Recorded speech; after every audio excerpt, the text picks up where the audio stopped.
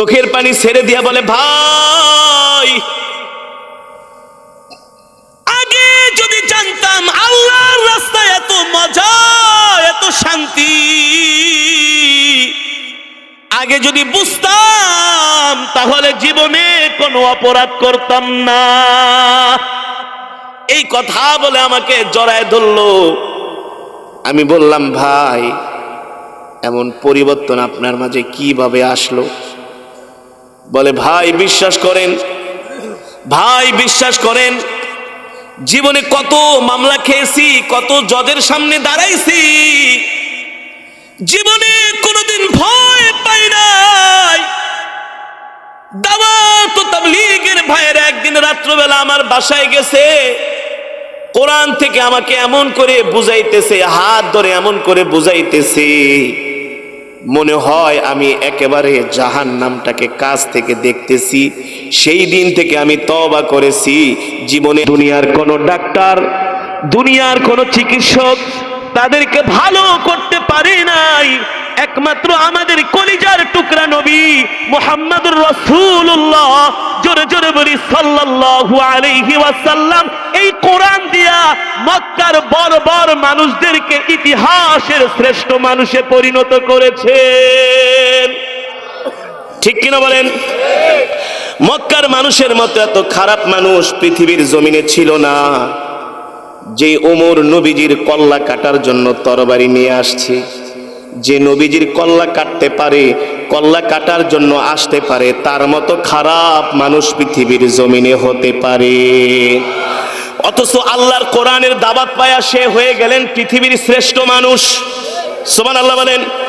নবীজি বলেছেন, আবু বকর ফিল জান্নাহ, ওমর ফিল জান্নাহ, আল্লাহু আকবার।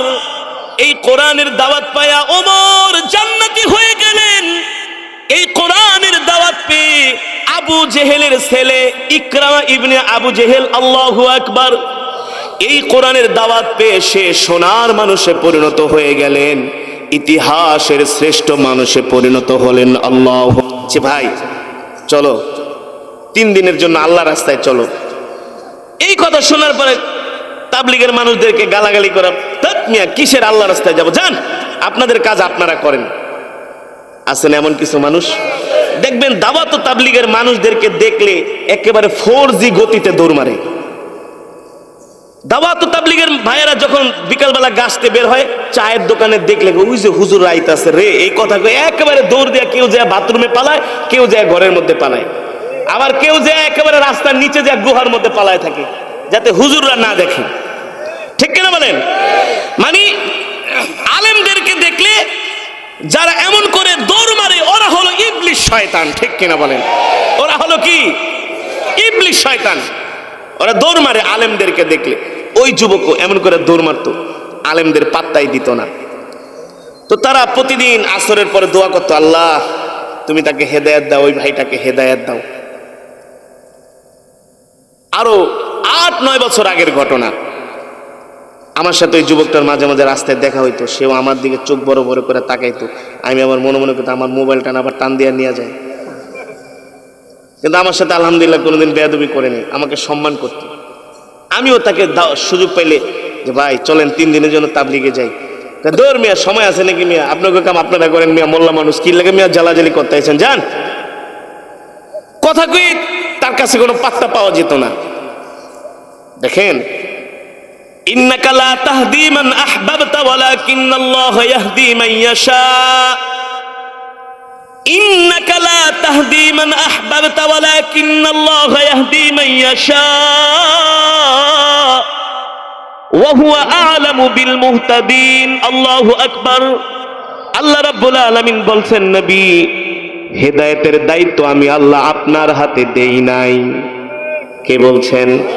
আরো জোরে বলেন, কে বলছেন?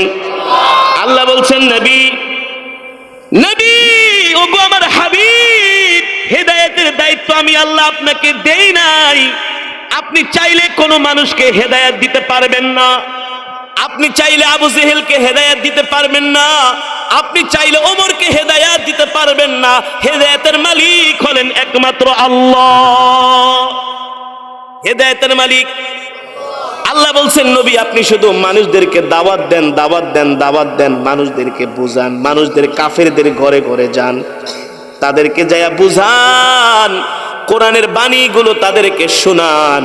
আমি আল্লাহ এদের মধ্য থেকে যাকে পছন্দ করব তাকে আমি আল্লাহ হেদায়াত দিয়া মুসলমান বানায়া দিব। ঠিক কিনা বলেন?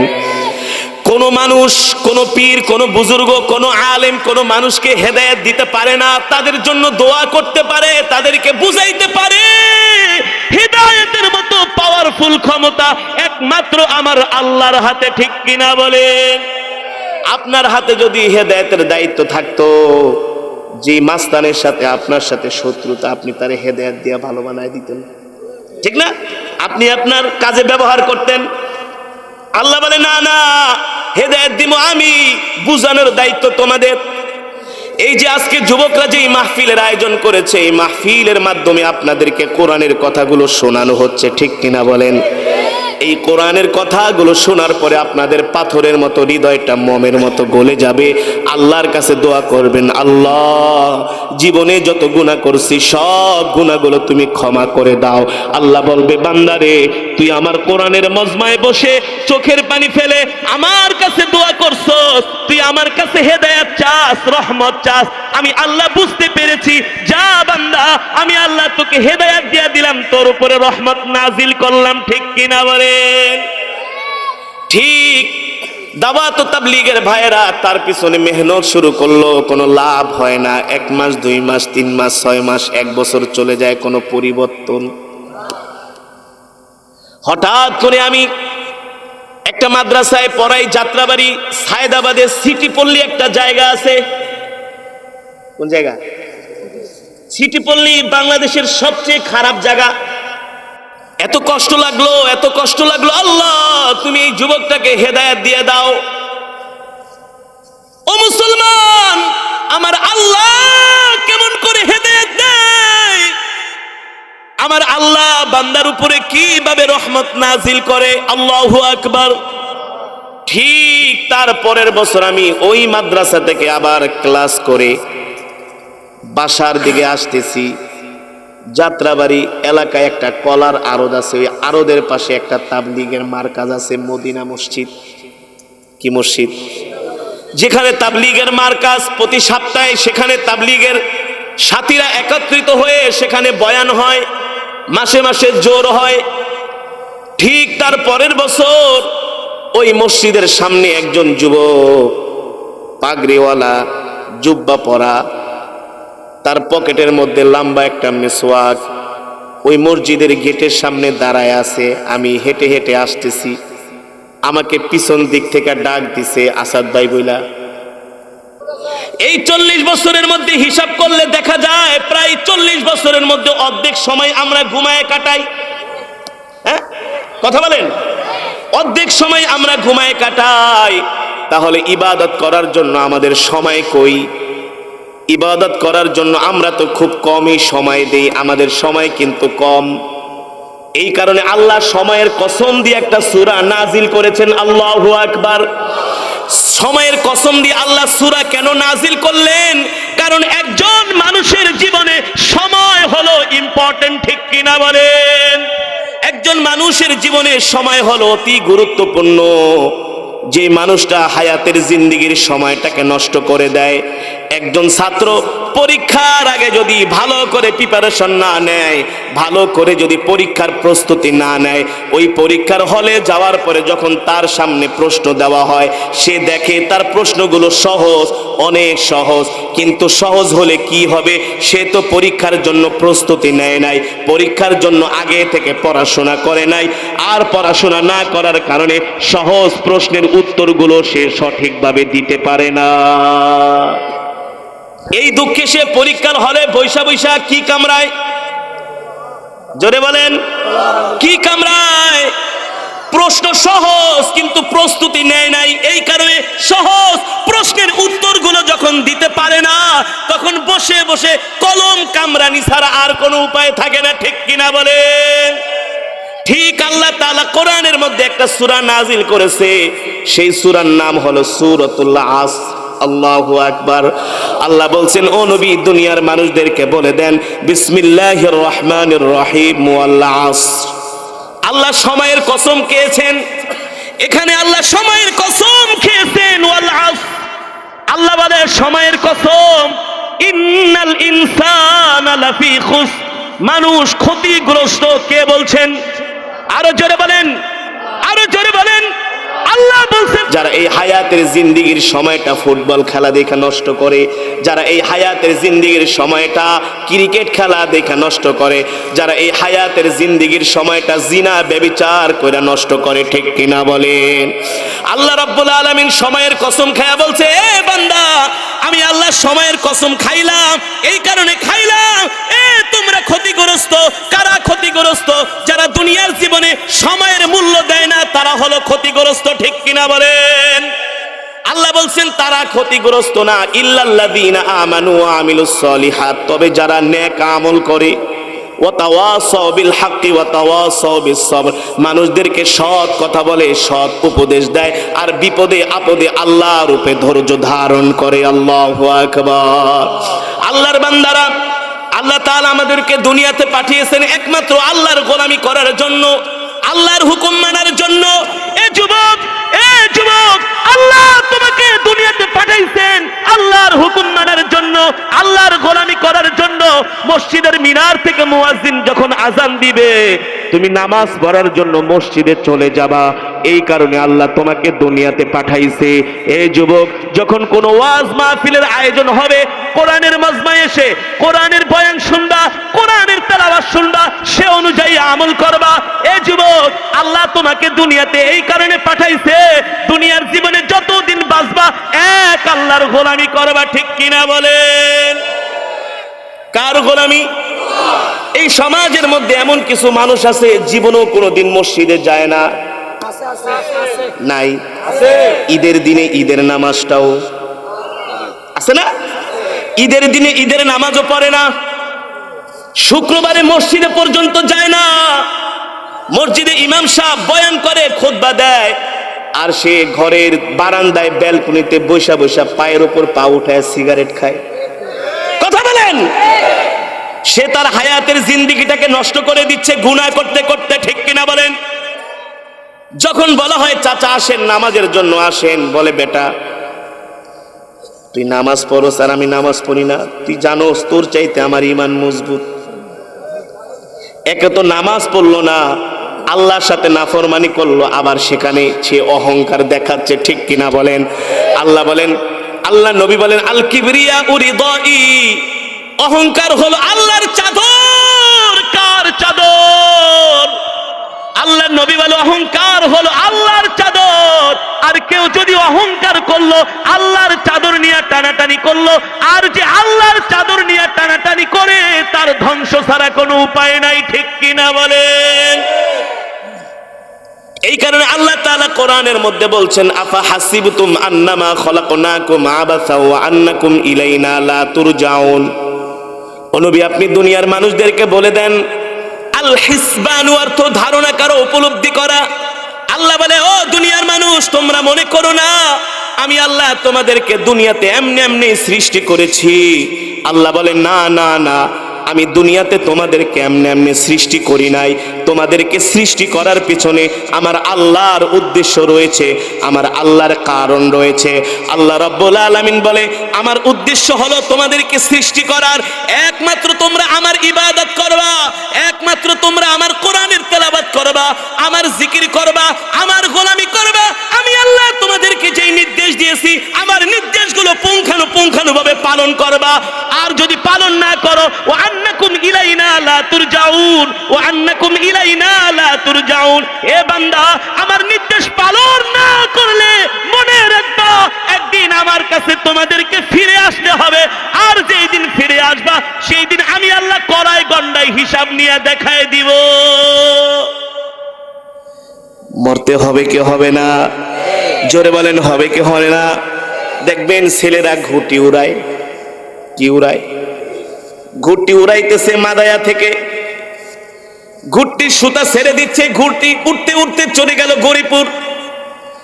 সুতা ছাড়তেছে, চলে গেল দাউদকান্দি, আরো সুতা ছাড়তেছে, উঠতে উঠতে চলে গেল ঢাকার শহর ঘুরি।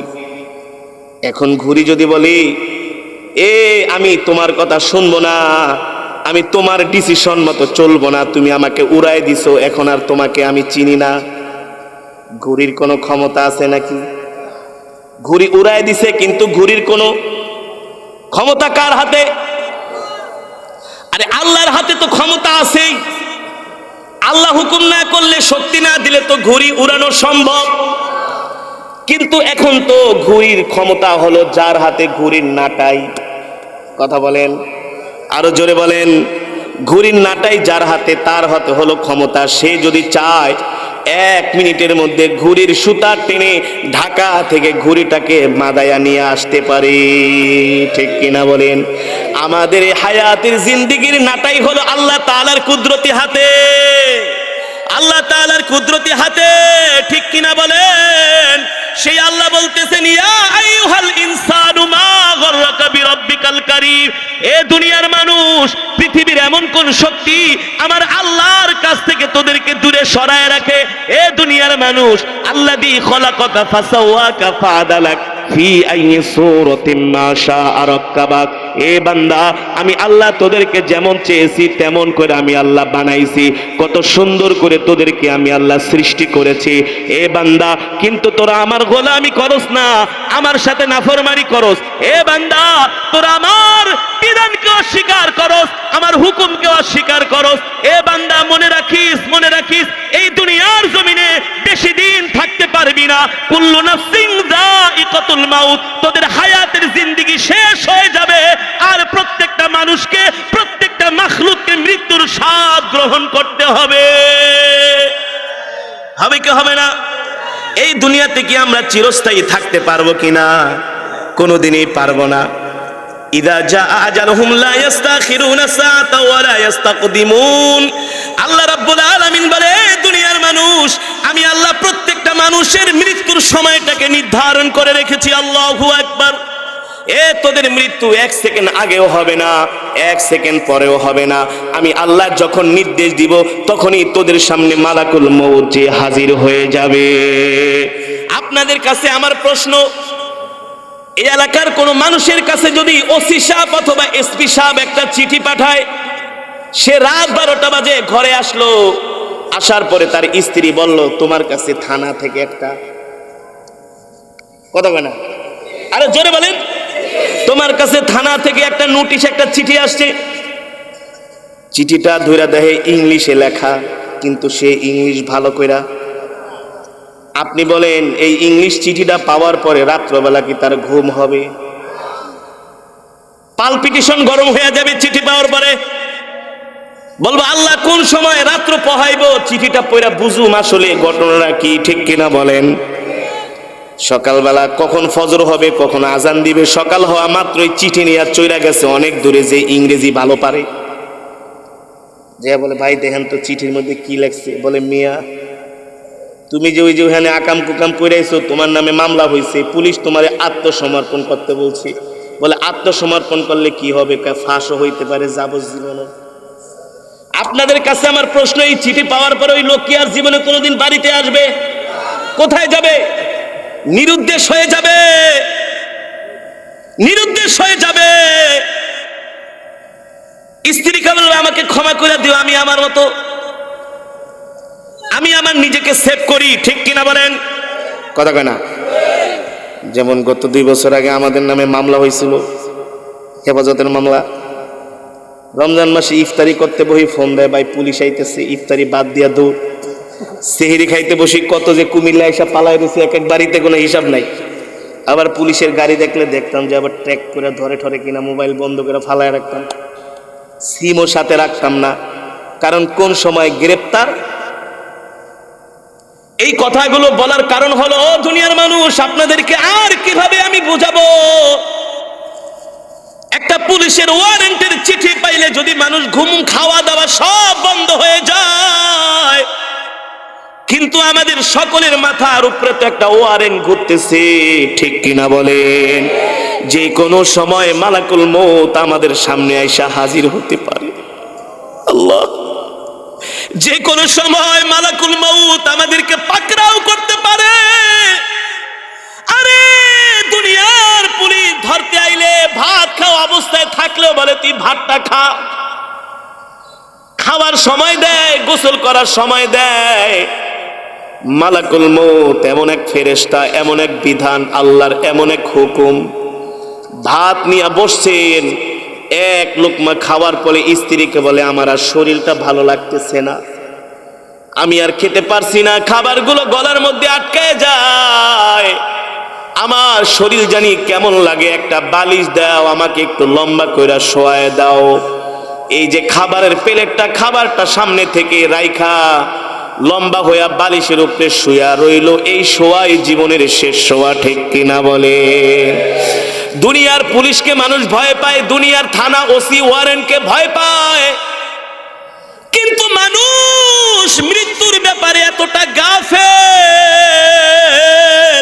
অথচ প্রত্যেকটা মানুষের উচিত ছিল 24 আওয়ার্স 24 ঘন্টা মৃত্যুর চিন্তা করা। আরে সাদের বাড়ি বানাইতেছেন, দুনিয়ার পুলিশ ধইরা নিলে 1 বছর 2 বছর 12 বছর জেল খাইতেও বাইরেইতে পারবেন, কিন্তু কোটি কোটি টাকা খরচ করে বাড়ি বানাইতেছেন, মালাকুল মউত চইলা আসলে এই বাড়িতে আর কোনোদিন আপনি আমি ঢুকতে পারবো?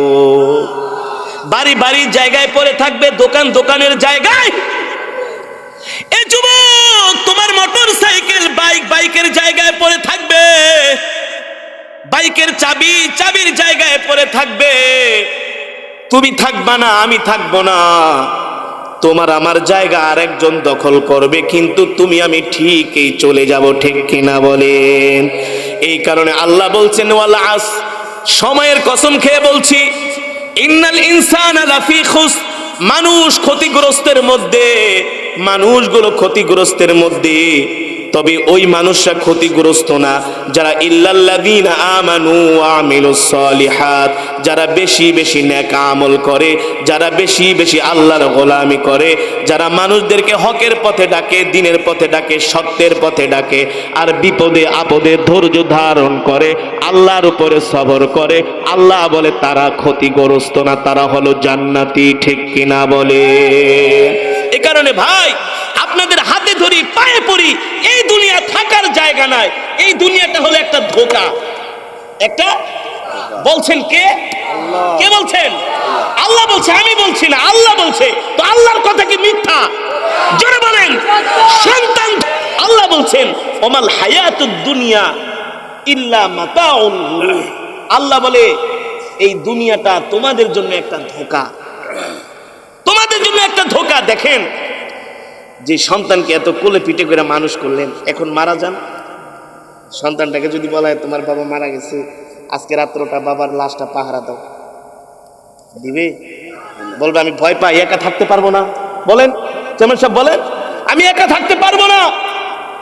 স্ত্রী, এত ভালোবাসার স্ত্রী, প্রিয়তমা,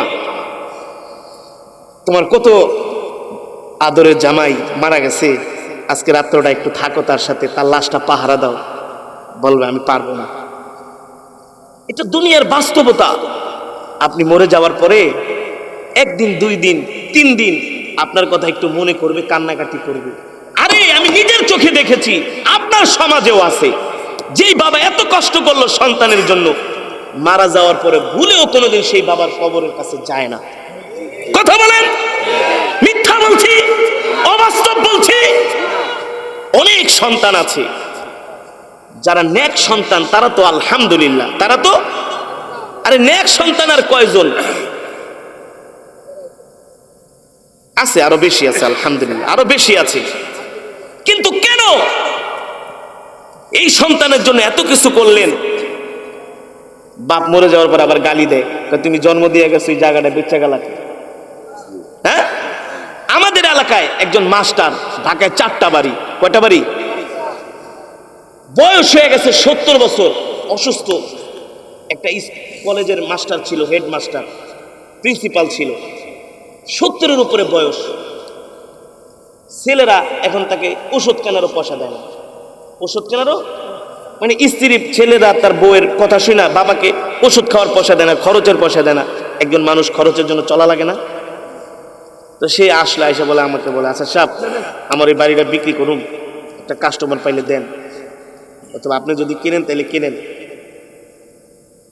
তো আমি বললাম ঠিক আছে, আপনার জায়গা যে কিনবো, তো আপনার ছেলে সন্তান আছে, তাদের সাথে তো একটু আলাপ করতে হয় না?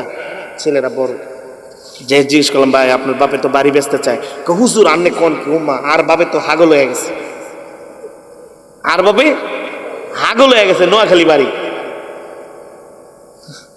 আমি বলি বলেন কি, একটা শিক্ষিত মানুষ, এলাকার সবাই তাকে সম্মান করে, 5 ওয়াক্ত নামাজে মসজিদে পড়ে, মিয়া হাজি সাহেব দাঁড়িয়ে রাখছে, কত সুন্দর জুব্বা পরে চলে, আর আপনি কোন পাগল হয়ে গেছে? আপনি জানেন না আর ভাবে আরো 2 বছর আগে হাগল হয়ে গেছে। তো আমি এটা শোনার পরে আমি আর কোনো প্রতিবাদ করি না। আমি আর জায়গা বিক্রি করে এটা কি বলুন যে বাপের পাগল কয়, তার কাছে আর বইলা লাভ আছে? একদিন তার সাথে আমার দেখা, এই মিয়া আপনি জায়গা বিক্রি করতে আইছেন, আপনার ছেলে বলে আপনি নাকি পাগল হয়ে গেছেন। এই কথা শুনে চোখের পানি ছাড়িয়া দেয়, বলে হুজুর আজকে 2টা বছর ধরে আমাকে একটা পয়সা আমার খরচের টাকা দেয় না, এমনকি আমার স্ত্রীও সন্তানদের পক্ষে চলে গেছে। আমি এখন জায়গা বিক্রি করে আমি নিজে একটু ভালো মতো চলবো, চিকিৎসা করব। জায়গা বিক্রি করতে এলে মানুষের কাছে যায়, ওরা ভেটো দেয়, আমার নামে মিথ্যা কথা বলে যে আমি নাকি পাগল হয়ে গেছি। তো এই কথা শুনলে আমার থেকে আর কেউ জায়গা নিতে চায় না। নিজের সন্তান নিজের বাবাকে বলে পাগল হয়ে গেছে। কোন দুনিয়ায় আছেন, কোন দুনিয়ায় আছেন? এই 1 সপ্তাহ আগের ঘটনা, একজন প্রকৌশলী, একজন ইঞ্জিনিয়ার প্রকৌশলী, সরকারি প্রকৌশলী, সে যেন তেন অফিসার না। সুনামগঞ্জের এক মাহফিলে যাচ্ছি, কোন দিন জানেন? সুনামগঞ্জের এক মাহফিলে আমার কোরআন তেলাওয়াত শুনে হিন্দু সাথে সাথে কালেমা পড়ে মুসলমান হয়ে গেছে। এটা 2 বছর আগের ঘটনা। এই গত অক্টোবরের 24 তারিখে একটা ঝড় হলো না শীতরায়? 23 তারিখে আমার প্রোগ্রাম ছিল মাধবদীতে, 24 তারিখে প্রোগ্রাম রেখেছিলাম সুনামগঞ্জ। তো 23 তারিখেই তো ঝড় শুরু হয়ে গেছে সন্ধ্যার পরে। মাধবদী ওয়াজ করতেছি বৃষ্টির মধ্যে, হাজার হাজার মানুষ প্যান্ডেল ফ্যান্ডেল বৃষ্টিতে ভিজে যাচ্ছে। তো এই অবস্থা দেখে আমি সুনামগঞ্জ ফোন করলাম আমার পিএসরে দিয়ে, আছে ভাই এই ঝড়ের ভিতরে কি করবেন? জ্বর হোক ভাই, এই স্প্রেটা কেউ মাইরেন না, এত খেদমতের দরকার নেই, নাকে গেলে সমস্যা হয়। হ্যাঁ, বললো কি করবেন এই ঝড়ের মধ্যে? বলে জ্বর হোক, বৃষ্টি হোক, টর্নেডো হোক, ভূমিকম্প হোক, মাহফিল হবে, মাহফিল হবে। আজীব ব্যাপার, সারা বাংলাদেশ 10 নম্বর সিগন্যাল, আপনারা মাহফিল করবেন। বলে হুজুর 2 বছর ধরে ডেট দেন না। 2 বছর পরে 3 বছরের মাথায় ডেট পাইছি। যা হয় হবে, মাহফিল হবে। কিভাবে হবে? বলে আপনি আসেন, হবে। আমি বলি ভাই এই জ্বরে মরে ভিতরে গাড়ি ঠাড়ি গাছ মাছ পয়রা ভেঙে ঠেঙে গেলে বিপদ হয়ে যাব। হুজুর দোয়া করুন, এরা আমার জন্য দোয়া করবো, আপনি কিচ্ছু হবে না। পরে আমি যাব না। বলে হুজুর যেন হিন্দু ছেলেরা আপনার হাতে কালেমা পড়ে মুসলমান হয়েছে, তার দোহাই দিলাম, তারপর আপনি আসেন। এখন আর ফিরানো যায়? গেলাম। ওই সুনামগঞ্জের বাদাঘাটে যেতে একটা নদী আছে যেখান থেকে পাথর উত্তোলন হয়।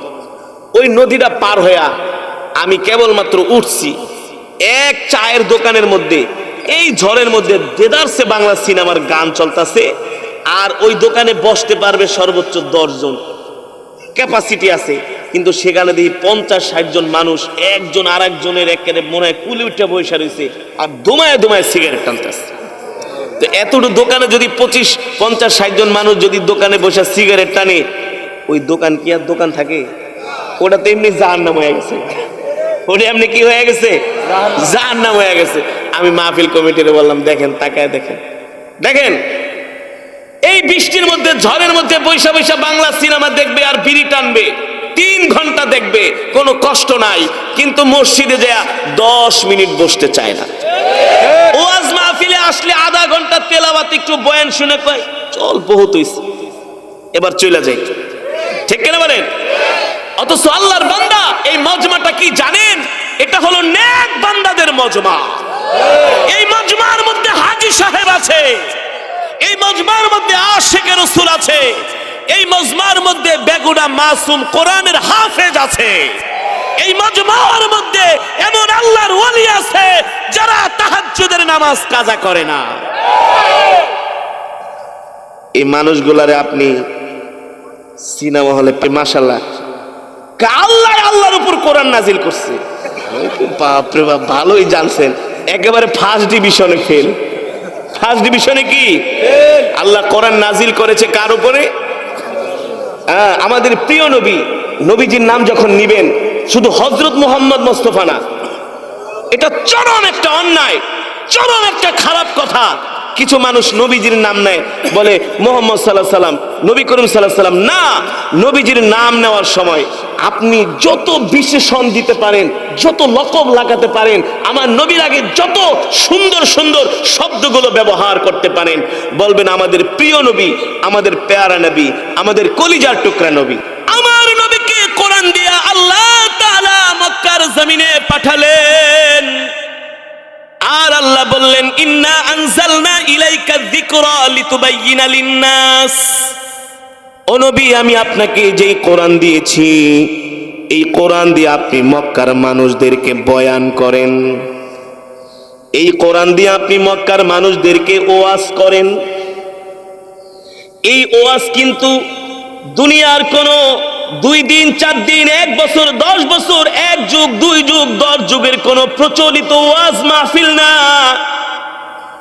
এই ওয়াজ, এই কোরআনের বয়ান শুরু হয়েছিল আল্লাহর পয়গম্বর সেই 1450 বছর আগ থেকে, ঠিক কিনা বলেন?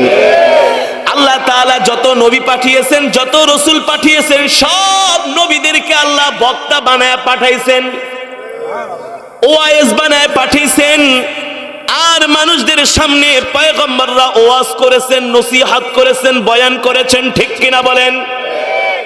আল্লাহ তাআলা আমার নবীকে বললেন, ও আমার হাবিব, ওয়া নুনাজ্জিলু মিনাল কুরআনি মা হুয়া শিফাউ ওয়া রাহমাতুল লিল মুমিনিন ওয়া লা ইয়াজিদুজ জালিমিনা ইল্লা খাসারা। আল্লাহ রাব্বুল আলামিন বললেন, আমার হাবিব, আমি আপনার উপরে যে কোরআন নাজিল করেছি, এই কোরআন আমি মুমিনের শেফার জন্য নাজিল করেছি। আল্লাহু আকবার। ও আমার হাবিব, আপনি মক্কার মানুষদেরকে কোরআন দিয়া তাদেরকে দাওয়াত দেন, কোরআন দিয়া চিকিৎসা করেন। এই কোরআন আমি আল্লাহ মানুষের মুক্তির জন্য। ওই যুবকটা পাগড়ি জুব্বা পরে, রাসূলের সুন্নতি পাঞ্জাবি পরে মসজিদের সামনে থেকে আমাকে ডাক দিতেছে, আল্লাহু আকবার।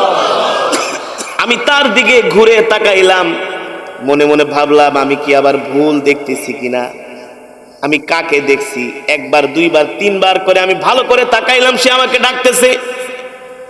এই ড্রেসে আমি তাকে চিনতে পারছি না। জিজ্ঞেস করলাম, ভাই আপনি কে? বলে, ভাই আপনি কি আমাকে চিনেন নাই? আমি তো চঞ্চল।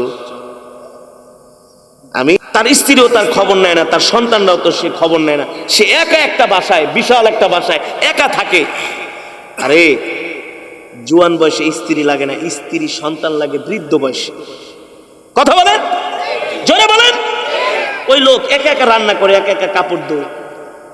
মানুষ কখনো একা থাকতে পারে না, সঙ্গী ছাড়া থাকতে পারে না।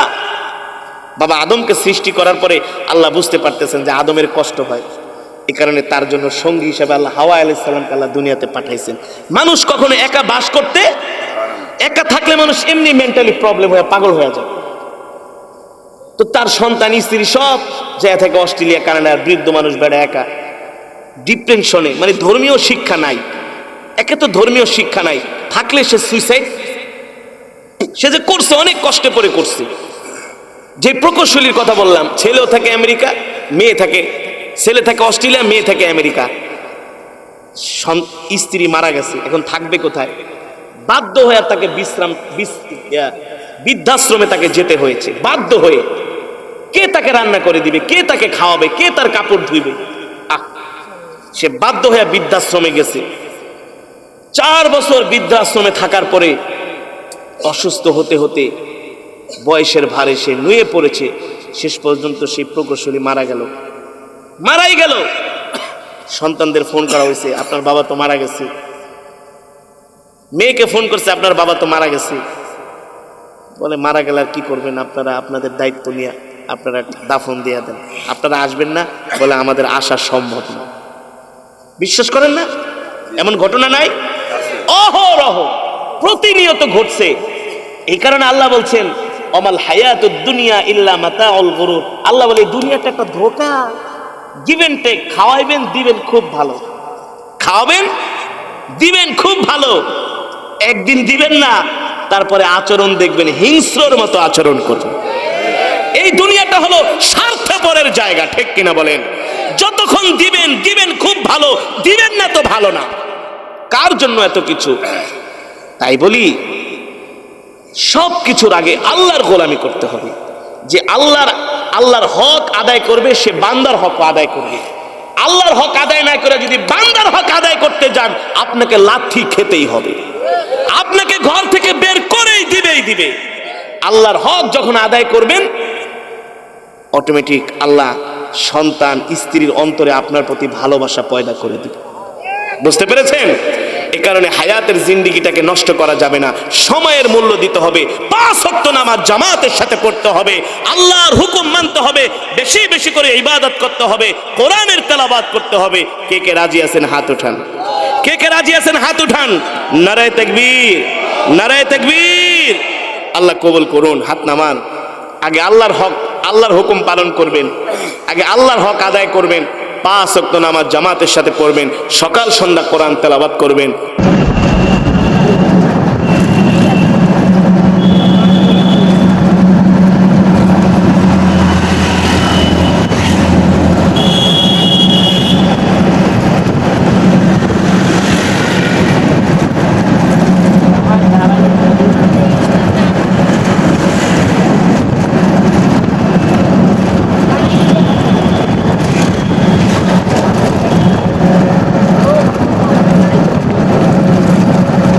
চাঁদাগাড়ি আবার যায় অনেক দ্রুত।